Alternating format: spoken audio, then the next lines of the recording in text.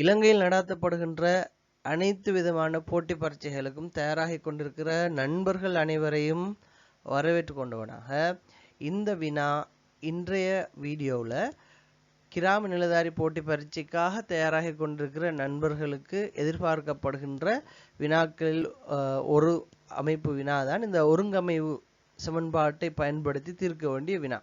இப்போ இதில் கணிதம் செய்கைகள் அடிப்படை கணிதங்கள் செய்ய தெரிஞ்சவங்க இருப்பீங்க, செய்ய தெரியாதவங்க இருப்பீங்க.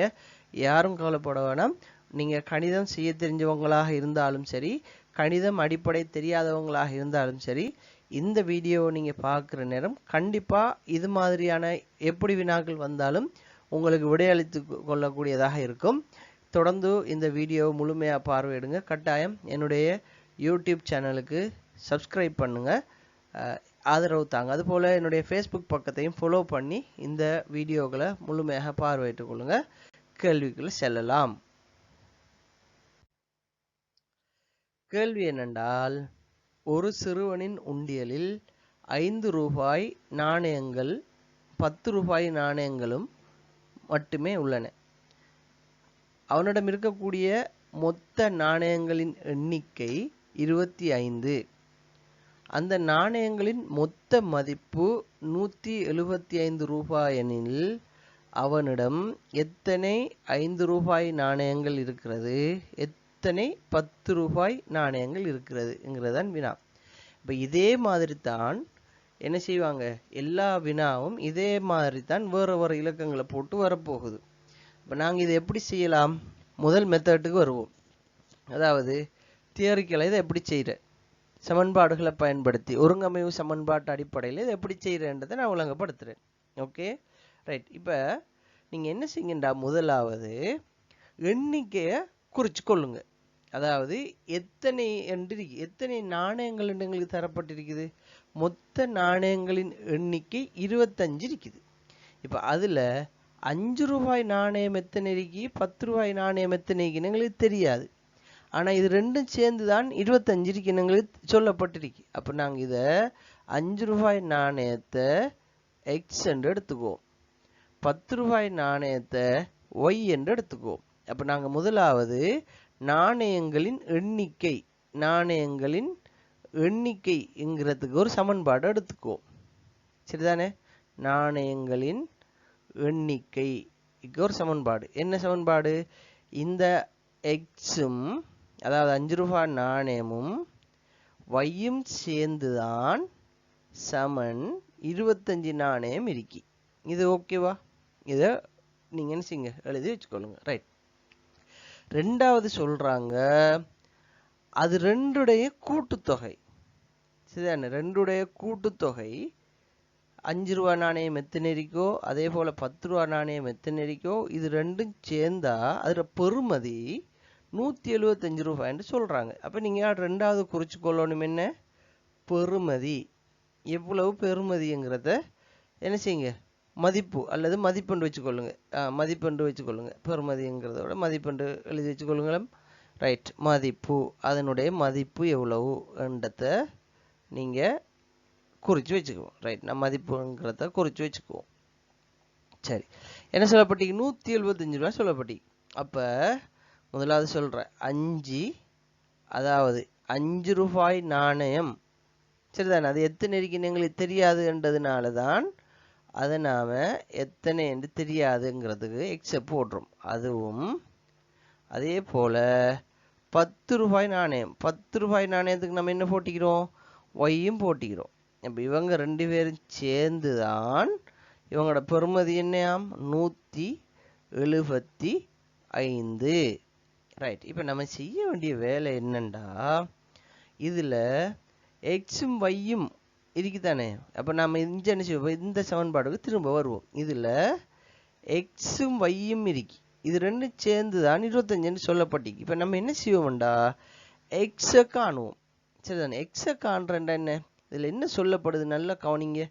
இது இப்படி வர வினாக்களை நாங்கள் விளங்கணும். என்னென்னா, அந்த எக்ஸும் ஒய்யும் சேர்ந்து தான் 25 என்று சொல்லப்படுது. எனவே எக்ஸை நாம் தனியாக எடுத்தோம்டா, எக்ஸ் சமன் என்று எடுக்கும்போது இதில் நாங்கள் கவனிக்கலாம், இந்த ஒய் என்ன செய்யுது, எக்ஸோட கூட்டுப்படுது இல்லையா, y வந்து எக்ஸோட கூட்டுப்படுது. ரைட். அப்போ எங்களுக்கு ஒரு கணிதத்தில் அடிப்படை ஒன்று இருக்குது. இப்படி கூட்டுப்படக்கூடியது இந்த சமன்பாட்டுக்கு இந்த பக்கம் போகிற நேரம் என்ன நடக்கும், கழிபடும். அப்போ நாம் இங்கே எழுதுவோம், இந்த 25 அப்படியே போட்டு சய போட்டு ஒய் என்று எழுதுவோம். அப்போ எக்ஸாம் நம்ம கண்டுபிடிச்சிருக்கோம் என்னண்டா 25 சய ஒய் என்று நம்ம கண்டுபிடிச்சிக்கிறோம். எக்ஸ் என்றா என்ன பெருமானம் எடுத்துக்கிறோம், எக்ஸ் என்பது 25 சய ஒய் என்று கண்டுபிடிச்சிக்கிறோம். சரிதான். இப்போ நம்ம செய்ய போகிறது என்னண்டா, இதை அப்படியோ இந்த இருக்கக்கூடிய மதிப்புள்ள வரக்கூடிய எக்ஸல் எங்கே மதிப்புள்ள எக்ஸென்ட் இருக்கிற இடத்த இந்த இருக்கிற பெருமானத்தை கொண்டு வந்து போட்டு நம்ம இதை சமப்படுத்துகிற நேரம் எங்களுக்கு இதுக்கான விட கிடைச்சிரும். சரிதானே. ரைட். இப்போ நான் என்ன செய்ய போகிறேன், இந்த இருக்கிற 5 எக்ஸுங்கிறதுக்கு பதிலாக 5 போட்டு இந்த எக்ஸுடைய பெருமானத்தை போட போகிறேன். ரைட். இப்போ நான் அதை என்ன செய்கிறேன், ஒரு கருப்பால் எழுதுகிறேன் பாருங்கள். 5 போட்டுட்டேனா. ரைட். இப்போ எக்ஸுக்கு பதிலாக நான் எக்ஸ் சமன் என்று போட்டால் அந்த சமன் என்ன வருதா தான் எழுதணும். ரைட். அப்போ நான் இதுக்கு பதிலாக என்ன செய்கிறேன், ஒரு ப்ராக்கெட்டில் 25 என்று போட்டு சய ஒய் போடுறேன். போட்டு இந்த ப்ராக்கெட்டை மூடிடுறேன். சரிதானே. ரைட். அப்போ இந்த எக்ஸுக்கு பதிலாக இது எழுதியாச்சு. அடுத்தது என்ன எழுதணும், இதில் கூட்டல் அடையாளத்தை எழுதணும். சரியா. ரைட். இப்போ அடுத்தது 10 ஒய் சமன் 175. ரைட். இப்போ இதில் பொட்மாஸ் படித்தா, அதாவது எந்த ஓர்டரில் கணித செய்கைகளை செய்யணும்ன்றது நம்ம படித்தா, அதில் எங்களுக்கு முதலாவது சொல்கிறது என்ன, ப்ராக்கெட்டில் இருக்கிறத நாம் என்ன செய்யணும், அதை செய்யணும்னு சொல்லுவாங்க இல்லையா. ரைட். அப்போ நாங்கள் இங்கே என்ன செய்ய போகிறோம்டா, இதை என்ன செய்வோம், இந்த ப்ராக்கெட் வந்தால் அர்த்தம் என்ன, பெருக்கல். அப்போ இதை பெருக்கு போட போகுது. அப்போ 5 தர 25 எத்தனை, 125. 5 தர 100, 5 தர 25, 125. சரி. சய இந்த சய என்ன செய்கிறோம், அப்படியே போடுறோம். சரி. இப்போ திரும்ப என்ன செய்கிறோம், 5 தர ஒய். அப்போ 5 ஒய் போட்டோம். ரைட். அடுத்தது என்ன செய்யணும், இந்த இருக்கிறத அப்படியே தான் எழுதணும். சரிதானே. ரைட். இப்போ 10 ஒய் சமன் 175. இப்போ நல்லா பாருங்க, இங்கே என்ன நடந்துக்குது, ஒரு சயவையும் சகவையும் சேருது. எங்களுக்கு நாங்கள் நேர்மறை எண்களை கூட்டி கழித்து படிச்சிருந்தோம்னா தெரியும், ஒரு நேர்மறை எண், இது ஒரு மறை எண். அதாவது நான் ஒரு ஆளுக்கு கடன் கொடுக்கணும். சரியா. ஒரு ஆளுக்கு நான் 5 ரூபா கொடுக்கணும். எனக்கு ஒரு ஆள் 10 ரூபா கிஃப்ட்டு தாரார். அப்போ நான் அந்த 5 ரூபா கொடுப்பேன் அவருக்கு. கடன் கொடுக்க வேண்டியதை கொடுத்து முடிய என்னைக்கிட்ட எவ்வளோ மிச்சம் இருக்கும், 5 ஒன்று இருக்கும். அப்போ இந்த 5ல் சைன் எதுவும் இல்லைண்டா, இதுக்கு என்ன அடையாளம், இது நேர் என்ற அடையாளம். இதை நாம் அடிப்படையில் படிச்சிருப்போம். அப்போ அப்படி பார்க்கும்போது இந்த அடிக்கிற மறை 5ம் நேர் 10 என்ன செய்யுது, கூடுது. சரியா. அப்போ இதுக்கு என்ன விட வரப்போகுது, இந்த இதில் இடம் காணாதனால இந்த பக்கம் எழுதுகிறேன், நான் வேற ஒரு இலக்கத்தால் எழுதுகிறேன். சரிதானே. அப்போ 125.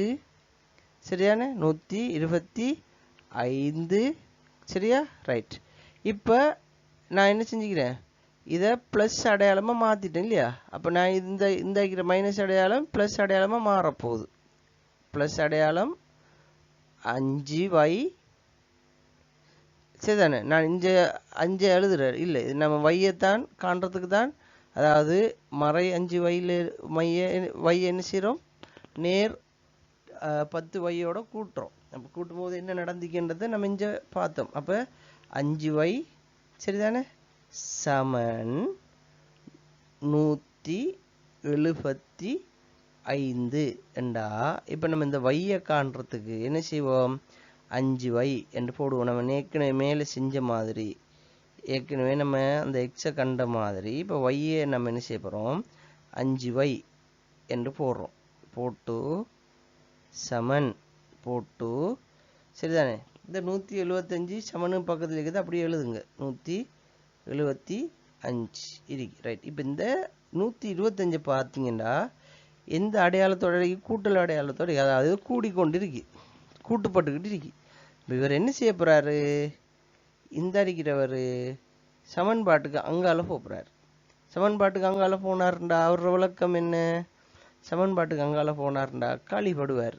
அப்போ 125 கழிச்சிங்கண்டா 5y சமன் 175லேருந்து 125 கழிப்போமா?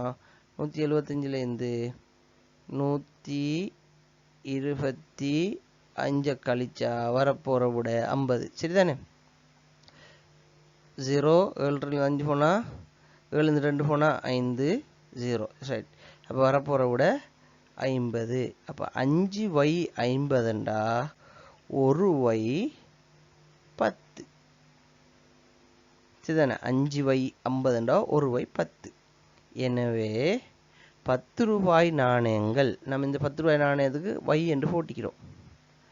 10 ரூபாய் நாணயங்கள் எங்களுக்கு எத்தனை இருக்குது? 10 ரூபாய் நாணயங்கள் 10 இருக்குது. சரிதானே? ரைட். மொத்த நாணயங்கள் 25ல் 10 நாணயம் போனால் மிச்சம் இருக்கிறது 5 ரூபாய் நாணயம் 15. சரியா? அப்போ இதில் கூட்டுத்தொகையை பார்ப்போமா? 10 நாணயம் 10 ரூபா நாணயம் 10 இருக்கின்றா 100 ரூபா 100 ரூபாய். சரிதானே? இதில் 15 இருக்கின்றா, இதில் 5 ரூபா நாணயம் 15 இருக்கின்றா 5 25 5 50 75. சரியா? அப்போ இதில் பெருமானம் 75. எனவே அவங்க தந்த மொத்த கூட்டுத்தொகை எவ்வளவு? 175. அப்போ நம்ம கண்ட விட சரி. எனவே இது முதலாவது ஒருங்கமைப்பு சமன்பாட்டை பயன்படுத்தி இதை கண்டுபிடிக்கிறேன். இந்த ஒரு கேள்வி ஒரு நிமிஷத்தில் செய்ய வேண்டிய கேள்விக்கு இவ்வளோ பெரிய ஒருங்கமைப்பு சமன்பாடை பயன்படுத்தி நான் எப்படி கண்டுபிடிக்கிறேன் என்று நீங்கள் கேட்டிங்கன்னா, நான் உங்களுக்கு விளங்கப்படுத்துறதுக்கு தான் இவ்வளோ நேரம் போய்க்குது. இதை நீங்கள் செஞ்சு ப்ராக்டிஸ் பண்ணிங்கண்டா ஒரு நிமிஷத்துக்கு குறைவான நேரத்தில் டக்குன்னு கண்டுபிடிச்சிருவீங்க. இது ஒரு முறை. ரைட். அப்போ இது அப்படியே இருக்கட்டும். இப்போ நான் அடுத்தது ஷார்ட்கட்டில் சொல்லித்தரேன். இது கணித செய்கை தெரிஞ்ச ஆக்களுக்கு, இந்த ஷார்ட்கட்டெல்லாம் யோசிச்சுக்கிட்டு இருக்கலா என்ற ஆக்களுக்கு. ரைட். இப்போ இந்த ரெண்டாவது முறை வந்து ஷார்ட்கட் முறை. என்ன ஷார்ட்கட் முறை? நல்லா பாருங்க. இதில் 5 ரூபா நாணயம் இருக்கு, 10 ரூபா நாணயம் இருக்கு. இப்போ நம்ம என்ன செய்வோம்டா, இருக்க நாணயம் எல்லாம் 5 ரூபா நாணயம் எடுத்துக்குவோம். 25 நாணயமுமே 5 ரூபா நாணயம் எடுத்தோம்டா, இப்போ 25 5ஆல் பெருக்கினோம்டா எத்தனை? 125. இப்போ நான் என்ன சொல்கிறேன்டா, 25 நாணயமுமே 5 ரூபா நாணயமாகத்தான் இருக்கி என்று நமக்கு எடுத்தோம்டா 125. சரியா? 125. ரைட். ஆனால் எங்களுக்கு பெறுமதி தந்திக்கிற பெறுமதி எத்தனை? 175. அப்போ இது ரெண்டு கடையில் எத்தனை வித்தியாசப்படுவது? 50 வித்தியாசப்படுவது. சரியா? 50 அதாவது 50 ரூபாய் அதில் பெருமானம் வித்தியாசப்படுது. சரி. இப்போ நம்ம என்ன செய்ய போகிறோம்டா, இந்த 50 ரூபா வித்தியாசப்படுது தானே. அப்போ இந்த 5க்கும் 10க்கும் இடையில் எத்தனை வித்தியாசம்? 5 வித்தியாசம். இப்போ நம்ம என்ன செய்ய போகிறோம்டா, இதை இந்த 50ஆல் பிரித்து விட போகிறோம். பிரித்து விட்டோம்டா எத்தனை வரப்போகுது? 10 வரப்போகுது. அப்போ நம்ம இதை எடுத்துக்குவோம். பார விட இதுதான் 10 ரூபாய் நாணயத்தில் விடை என்று எடுத்துக்குவோம். அப்போ 10 ரூபாய் நாணயம் 10 இருக்கு என்று எடுத்துக்குவோம். நீங்கள் இந்த மெத்தடை எல்லா கேள்விக்கும் பயன்படுத்தலாம்.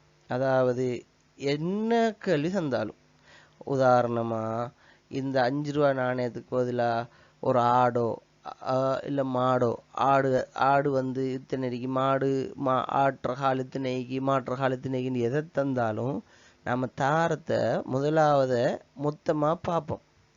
திரும்ப இருக்க நான் இந்த ஷார்ட்கட்டை சொல்கிறேன். இது மிச்சம் இலகுவான ஷார்ட்கட். இதை எல்லாத்துக்கும் ஃபாலோ பண்ணிங்கன்னா நீங்கள் செஞ்சிருவீங்க. அதாவது இருக்கிறதெல்லாம் 5 ரூபா நாணயம் எடுத்து என்ன நடக்குது? 125 தான் வருது. அதில் மிச்சப்படுறது எத்தனை? 50. பெருமானம் 50 ரூபா மிச்சப்படுது. இப்போ நான் அந்த மிச்சப்படுறதை என்ன செய்ய போகிறேன்டா, இந்த 5 ரூபாய்க்கும் 10 ரூபாய்க்கும் இடையில எவ்வளோ வித்தியாசம் வருதுன்றதை காணப்போகிறேன். காண்றத அந்த பெருமானத்தை சரிதானே மிச்சப்பட்டதில் பிரித்து விட போகிறேன். பிரித்து விட்டேனண்டா எனக்கு வார விட வந்து அதுதான் ரெண்டாவது விஷயம். அதாவது 10 ரூபா நாணயம்ங்கிறது ரெண்டாவது இருக்குதுனால அது 10 ரூபா நாணயம் 10 இருக்கி ரெண்டு நான் எடுத்துட்டேன். அப்போ 25 நாணயத்தில் 10 ரூபா நாணயம் 10 என்றால் 5 ரூபா நாணயம் 15, மொத்த நாணயங்கள் 25 என்று செய்யலாம். இந்த ஷார்ட்கட்டை இலகுவாக நாங்கள் செய்யலாம்.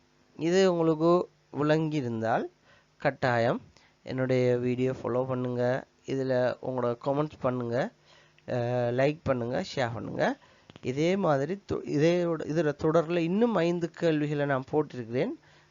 இந்த வீடியோ உங்களுக்கு ஃபேஸ்புக்கில் வருதா இருந்தால் இதனுடைய முழு வீடியோ யூடியூப்பில் வரும். கட்டாயம் யூடியூப்பில் போய் இந்த வீடியோவை முழுசாக பாருங்கள். அடுத்த கேள்விகளும் இதே மாதிரி செய்யும்போது உங்களுக்கு இலகுவாக புரிஞ்சிருமென்னு நம்புகிறேன்.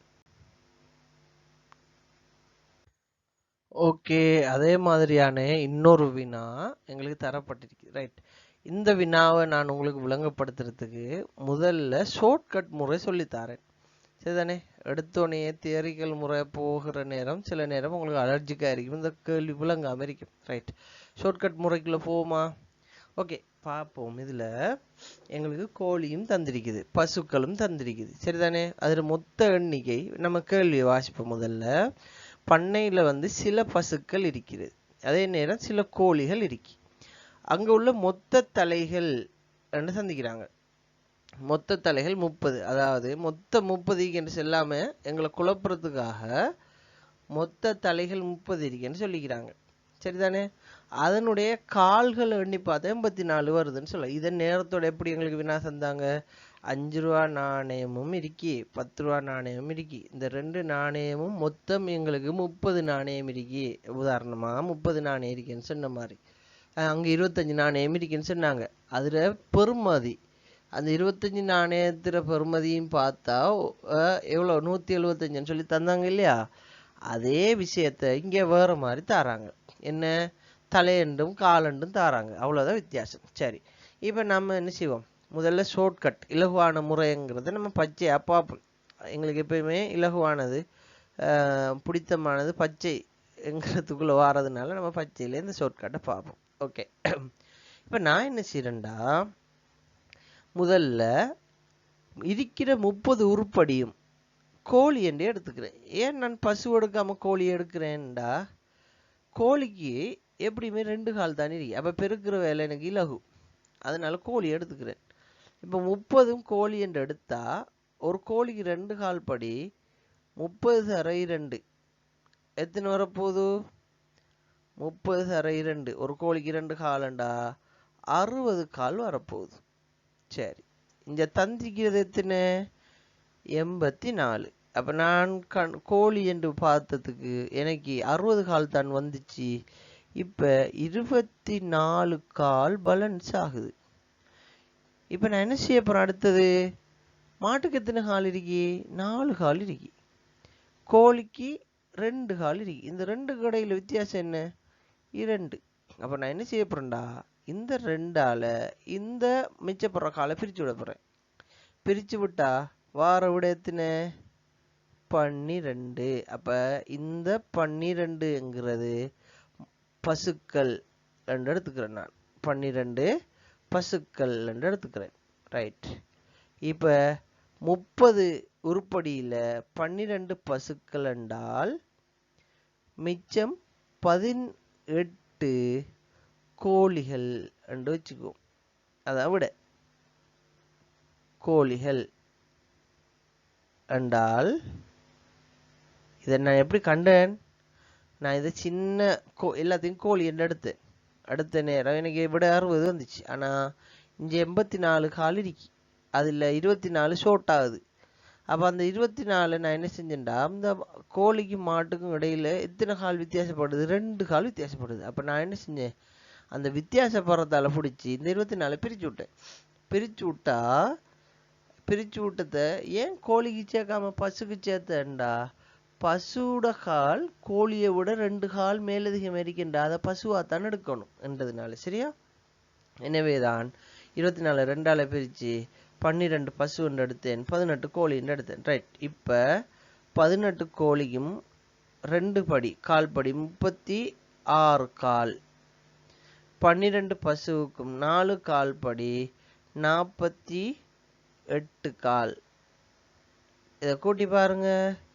8 6 14க்கு 4 போட்டு 1 மிச்சம், 5 3 8, 84 கால். சரியா வருதா?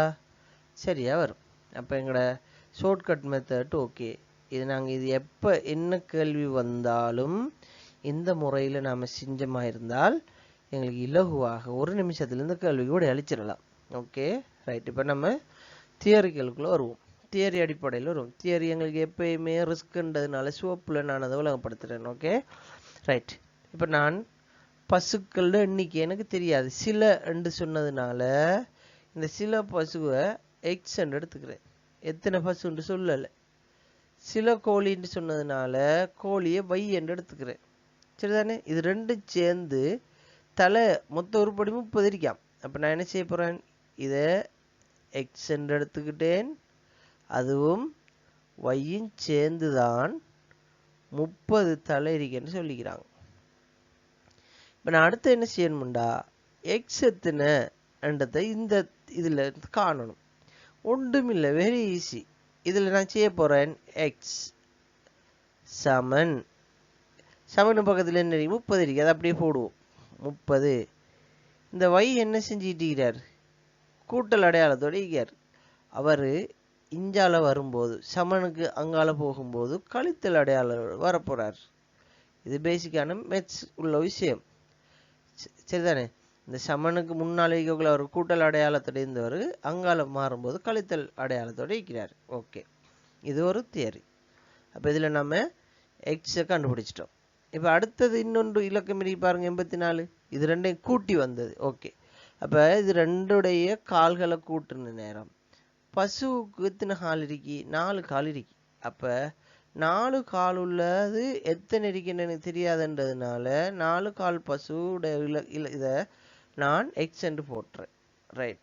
கூட்டல் கோழிக்கு எத்தனை கால், 2 கால். எனவே 2 கால் எத்தனை என்றது தெரியாதனால அது வை போட்டுரு. ரைட். இது 2 கால்களும் சேர்ந்து மொத்தம் எத்தனையாம் 84 கால்கள் இருக்கேன்னு சொன்னாங்க. 84 கால்கள் இருக்கேன்னு சொன்னாங்க. ரைட். அப்போ நம்ம இது 84 எடுத்துக்குவோம். 84. சரி. இப்போ அடுத்து என்ன செய்ய போகிறோம், இந்த எக்ஸுக்கு பதிலாக இந்த கண்டு வச்சுக்கிற எக்ஸுடைய பெருமானத்தை பிரதியிட போகிறோம். அப்போ 4 அப்படியே 30 எழுதலாமா? எழுதல. ஏன், பிரதியிடும்போது நான் அதை பெருக்க வேண்டி வரும்.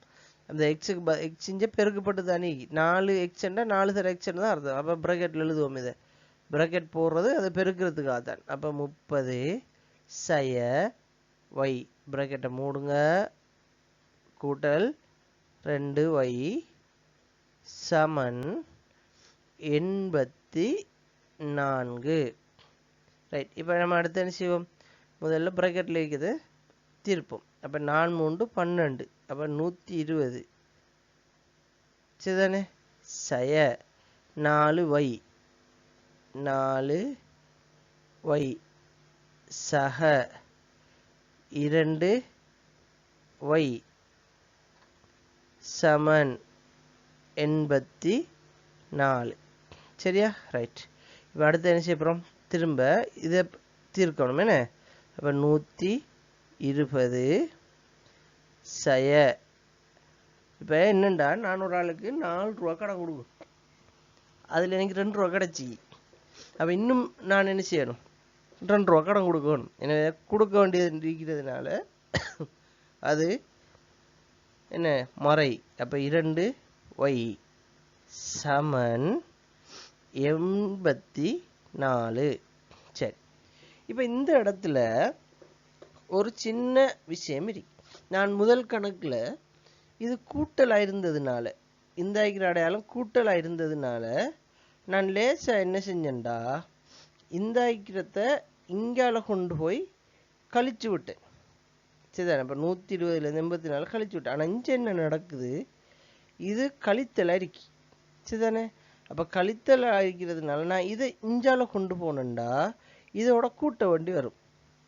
அதுக்கு பதிலாக நான் என்ன செய்கிறேன்டா, இந்த 2 வைய காண்றதுக்காக நான் என்ன செய்ய போகிறேன்டா, இலக்கத்தை உண்டாக்க போகிறேன். இவரை பின்னுக்கு இருக்கிறவரை இஞ்சால கொண்டு வர போகிறேன்.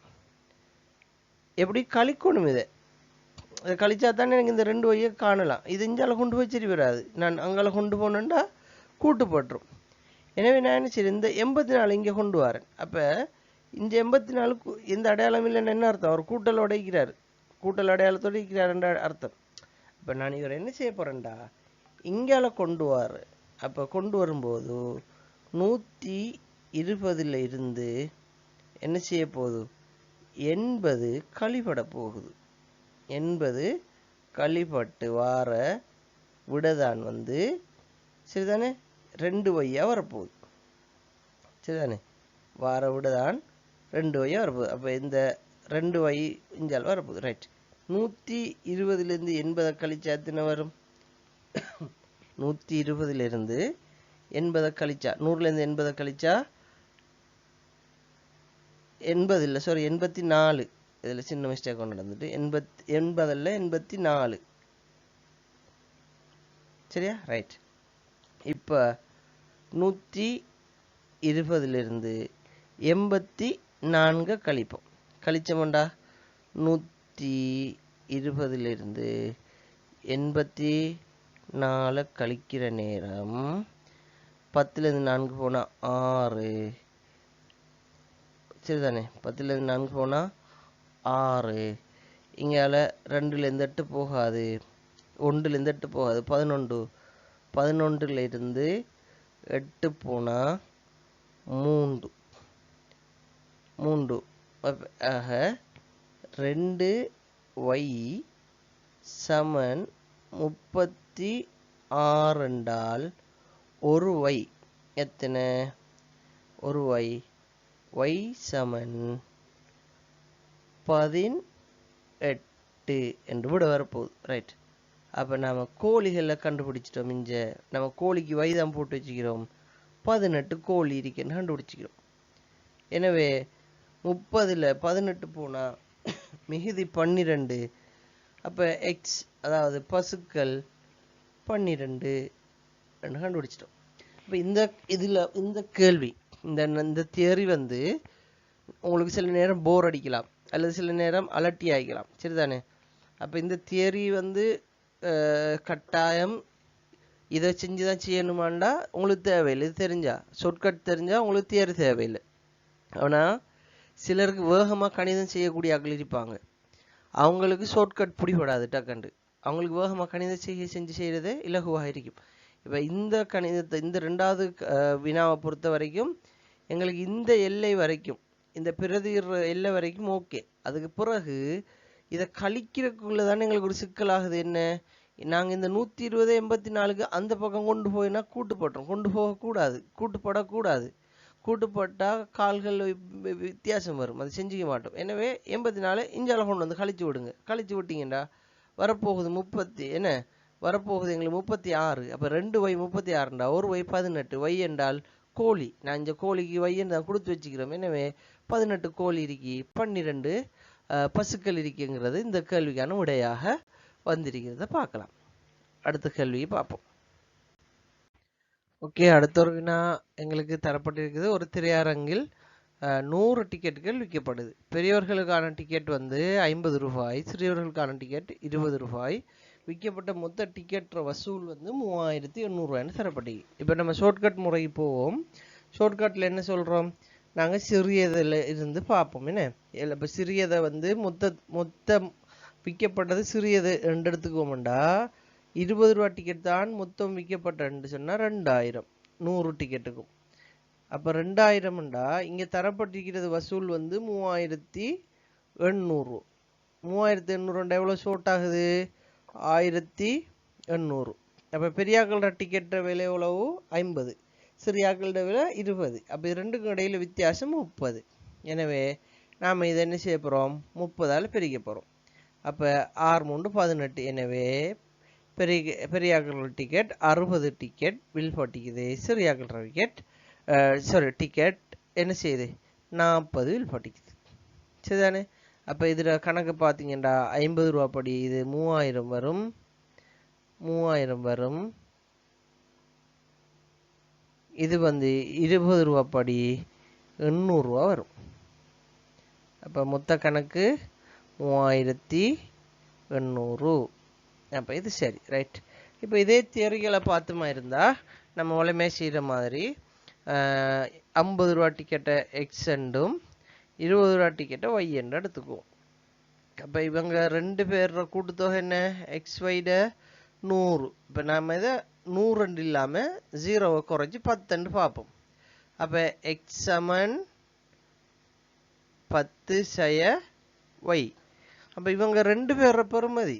அப்போ 50ங்கிறது நான் 50 ரூபா டிக்கெட்டை 5 எடுத்துக்கிறேன். அப்போ 5x 2y. ஏன் இதை இப்போ 0வை குறைச்சேன்னா அப்புறம் நான் என்ன செய்வேன்? அதை ஒரு 0 சேர்த்து விட்டால் சரியாக வரும். இப்போ இதுக்குள்ளே போய் 500 200 சொல்லி பெருக்கிட்டிக்கிறது கஷ்டமாயிக்கும் பண்ணுறதுக்காக. சரிதானே? ரைட். இவங்களோட பெறுமதி 3800. நான் என்ன செய்ய போகிறேன்? 380 அல்லது 38 எடுத்துக்கிறேன். லேஸுக்காக 32 எடுத்துக்கிறேன். ரைட். இப்போ நான் அதில் என்ன செய்யணும்? பிரதி இடணும். அப்போ 5க்கு பதில் 5 எக்ஸுக்கு பதில் என்ன செய்யணும்? 10 சய ஒய் சக 2y சமன் 38 எடுத்துக்கும். ஓகே. இப்போ என்ன செய்யணும்? இதை பெருக்கணும் இல்லையா? அப்போ 50 சய 5y சக 2y சமன் 38. ரைட். இப்போ இதில் பாருங்க 5y.